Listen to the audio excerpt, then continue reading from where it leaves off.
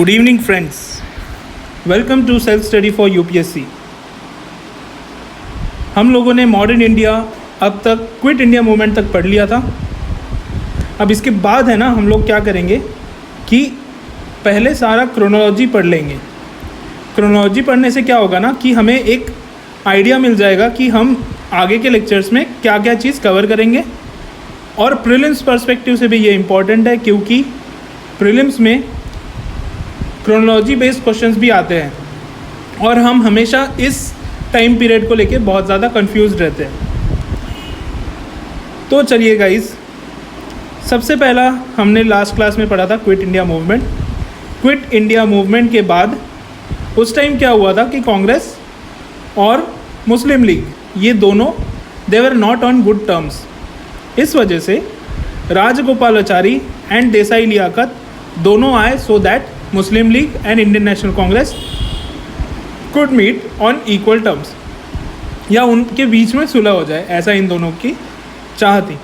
उस वजह से Rajagopalachari formula came first in 1944, उसके बाद में Desai Liaquat pact same year, and उसके बाद वेवेल आए जो कि नए वाइसरॉय थे अपने प्लान के साथ कि हम लोग क्या करेंगे।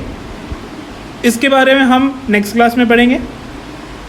फिर हुआ शिमला कॉन्फ्रेंस। वेवेल प्लान को लेजिटिमाइज करने के लिए सब लोगों की कॉन्फ्रेंस बिठाई गई जिसमें बहुत सारे जो मेंबर्स थे वो इंडियंस ही थे मोस्टली। तो शिमला कॉन्फ्रेंस और मुस्लिम लीग का इसमें डोमिनेंस था। मुस्लिम लीग को वीटो दिया गया था, इसीलिए शिमला कॉन्फ्रेंस तो फेल हो गया। फिर उसी टाइम पे इलेक्शंस चल रहे थे, elections of 1945, 1946। Indian national army की जो कॉज था वो हम लोग पढ़ेंगे जो आएगा रिवॉल्यूशनरी एक्सट्रीमिज़म के अंदर। रॉयल इंडियन नेवी की जो म्यूटिनी आई थी वो पढ़ेंगे हम लोग इसके साथ साथ। फिर आया कैबिनेट मिशन। कैबिनेट मिशन ये जून 1946 में आया। कैबिनेट मिशन के बाद मुस्लिम लीग ने अपनी डिप्लोमेसी शुरू कर दी कि हमें पाकिस्तान चाहिए, हमें सेपरेट कंट्री चाहिए। अब इन सब चीज़ों को डील करने के लिए वेवेल उस टाइम फिर वही था, दैट इज़ वाइसरॉय, उन्होंने लाया ब्रेकडाउन प्लान आया सितंबर 1946 में। और उसी टाइम जो विंटर इलेक्शंस हुए थे दैट इज़ इलेक्शंस ऑफ 1945-46, उसी टाइम इंटरिम गवर्नमेंट बिठाई गई। इंटरिम गवर्नमेंट के बाद ये Attlee was the prime minister, new prime minister after elections in UK that is England. वहाँ पे इलेक्शंस हुए और चर्चिल थे उस टाइम पे, लेकिन चर्चिल को हटाया गया और एटली आए, Clement Attlee, he was the Labour party के ये मिनिस्टर थे, प्राइम मिनिस्टर। फिर एटली ने अपना स्टेटमेंट दिया दैट इज़ इन 1947, उसी को कहते हैं फेब्रुअरी डिक्लेरेशन क्योंकि ये फेब्रुअरी 1947 में दिया गया। उसके बाद आए माउंटबेटन, नए वाइसरॉय आए। तो ये ध्यान में रखिएगा गाइस, वेवेल प्लान से लेके एटली तक पूरा टाइम वेवेल ही वाइसरॉय थे। तो अगर क्वेश्चन आया कि who was the viceroy during cabinet mission, Wavell. Who was the viceroy during interim government और इलेक्शंस ऑफ 1945-46, वेवेल। तो ये ध्यान में रखिएगा, पीटी स्पेसिफिक पॉइंटर है ये। उसके बाद आए माउंटबेटन ने दो प्लान्स लेके आए। सबसे पहला तो माउंटबेटन्स बाल्कन प्लान जो आया मार्च टू मई 1947, एंड उसके बाद माउंटबेटन्स प्लान जो ओरिजिनल वाला था जो हम लोग पढ़ते हैं दैट इज़ इन जून 1947। फिर उसके बाद तो ट्रांसफ़र ऑफ पावर और इंडिपेंडेंस मिला इंडिया को, दैट इज़ 15 अगस्त 1947, और पाकिस्तान को मिला 14 अगस्त 1947 क्योंकि मिडनाइट था उस टाइम, इसीलिए ये रीज़न था पाकिस्तान और इंडिया के अलग अलग डेज होने का। अब आज हम लोग स्टार्ट करते हैं राजगोपालाचारी फार्मूला से। तो जैसा कि मैंने ऑलरेडी बताया कि इंडियन नेशनल कांग्रेस और मुस्लिम लीग को जोड़ने के लिए या फिर to bring them on consensus, Rajagopalachari इन्हीं को कहते हैं राजा जी। तो he formulated this formula that is Rajagopalachari formula. It was also endorsed by Mahatma Gandhi, and these all people, that is Mahatma Gandhi, Rajagopalachari and nationalists, they started to pressurize British. Why? Because obviously at the time it was very clear that Allied was going to win, and British को भी India की ज़रूरत थी क्योंकि उनके जो allied powers थे वो सारे उनके जो पावर्स थे वो सारे उनको बोल रहे थे ब्रिटिश को कि यार इंडिया का कोऑपरेशन हमारे लिए बहुत ज़रूरी है। इस वजह से ब्रिटिश भी इतने सारे जो हम लोग देख रहे हैं ना, वेवेल्स प्लान, फिर उसके बाद कैबिनेट मिशन वगैरह, वो सब अपीजमेंट की के लिए लॉज लेके आए थे क्योंकि इंडिया का कोऑपरेशन उन्हें चाहिए था।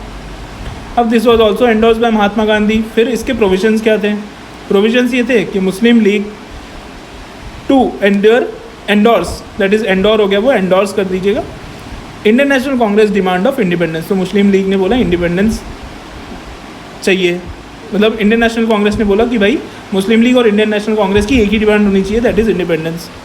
उसके बाद उन्होंने ये बोला कि हम लोग प्रोविजनल गवर्नमेंट बिठाएंगे एट सेंटर, उसमें आपका कोऑपरेशन चाहिए, मुस्लिम लीग का और इंडियन नेशनल कांग्रेस का, दोनों का। फिर after world war II there will be plebiscite in Muslim majority areas of north west and east और नॉर्थ ईस्ट। तो इनडायरेक्टली इन्होंने क्या किया कि पाकिस्तान को एक्सेप्ट कर लिया। तो राजगोपालाचारी फार्मूला एक्सेप्टेड पाकिस्तान, ये ध्यान में रखिएगा, पीटी स्पेसिफिक पॉइंटर है ये। फिर he also agreed to jointly safeguard defence, commerce and communication. तो बेसिकली सेंटर में अगर अलग अलग कंट्रीज़ होती है तो फिर डिफेंस, कॉमर्स एंड कम्युनिकेशन का जॉइंट सेफगार्ड रहेगा।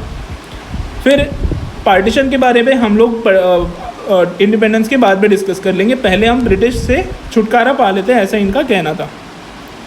तो ये जो राजगोपालाचारी फार्मूला था उसके लिए रिएक्शंस क्या क्या थे, बाहर बहुत सारे वल्नरेबल सेक्शंस का। अब जिना जो थे, जिना एंड मुस्लिम लीग अलग अलग थे उस टाइम पे, क्योंकि जिना के अलग ओपिनियन होता था और मुस्लिम लीग का कभी कभार अलग ओपिनियन हो जाता था। अब जिना कह रहे थे कि पार्टीशन का भाई आप पहले डिस्कस कीजिए, Indian national Congress must accept two nation theory. तो ये तो राजगोपालाचारी ने बोला था कि पाकिस्तान हम लोग एक्सेप्ट करेंगे, लेकिन इंडियन नेशनल कांग्रेस थोड़ी एक्सेप्ट कर रहा था ये। इस वजह से जिना ने बोला कि भाई इंडियन नेशनल कांग्रेस ने भी हमारा टू नेशन थ्योरी एक्सेप्ट करना चाहिए और कॉमन सेंटर हमें नहीं चाहिए, ऐसा जिना ने बोला। फिर उसके बाद प्लेबिसिट जो है उनमें सिर्फ मुस्लिम्स वोट करेंगे, एंटायर पॉपुलेशन वोट नहीं करेंगी। या तो ऐसे होगा क्योंकि बाकी जो पॉपुलेशन है वो हमें आउटवोट कर देगी, ऐसा इनका कहना था जिना का। फिर है मुस्लिम लीग तो बाकी चीज़ों में इंटरेस्टेड बिल्कुल नहीं थे, उन्हें सिर्फ उनका पाकिस्तान चाहिए था, ये ही उनकी एक डोमिनेंट जो डिमांड थी वो यही थी। और हिंदू लीडर्स जो थे, Hindu leaders like Vinayak Damodar Savarkar, he was also against the CR plan, that is C Rajagopalachari formula. तो आज इसी क्लास में हम लोग यही तक पढ़ेंगे। नेक्स्ट क्लास में हम पढ़ेंगे Desai Liaquat pact and Wavell plan and Shimla conference. तो ये ऐसे ही वीडियोस चलेगी 5-5, 6-6, 7-7 मिनट की, ताकि आपको ज़्यादा बर्डन ना हो और आप इजीली इस लेक्चर सीरीज़ को कंप्लीट कर सकें। अगर आपको ये PDF चाहिए तो आप www.aspirias.com पे जाएंगे, वहाँ पे PT कुंजी नाम का सेक्शन होगा, वहाँ पे आप सेल्फ स्टडी फॉर UPSC पे जाएंगे, मॉडर्न हिस्ट्री पे क्लिक करेंगे और आपको ये सारे लेक्चर्स मिल जाएंगे, इसके पहले के भी लेक्चर्स आपको सारे मिल जाएंगे। So thank you guys, good day, share it with maximum number of people, good night.